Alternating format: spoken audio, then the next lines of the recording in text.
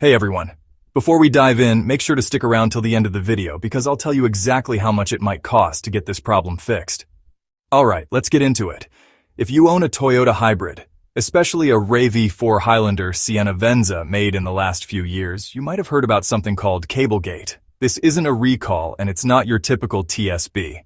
It's what Toyota calls a Customer Support Program, or CSP, number 22TE09. So what's the issue? Some owners have been noticing a weird thing. Static on the AM radio only when they shift into drive. Static on the AM radio when they shift into reverse. Sometimes the car won't even start. You might see diagnostic code P0AA649 or P1C8049. P0AA649 means there's a problem with the high voltage system isolation, often due to corrosion or moisture.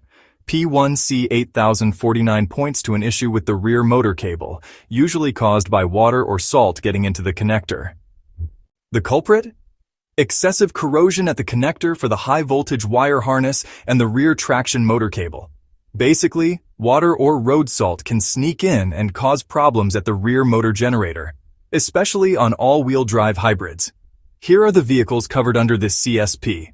RAV4 Hybrid from 2019 to 2022, Highlander Hybrid from 2020 to 2022, RAV4 Prime from 2021 to 2022, Sienna Hybrid from 2021 to 2023, Venza Hybrid from 2021 to 2022. If you're driving one of those, listen up. Toyota's providing extended coverage, 8 years or 100,000 miles, if your car has this exact corrosion problem. What do dealers do? First, they'll check for that AM static or the trouble codes. Then, they'll inspect the connector for corrosion or pitting. If they find it, they'll replace the high-voltage floor-under-wire harness and the rear traction motor cable, then reassemble everything with new seals. All under the CSP if your car qualifies. So what should you do?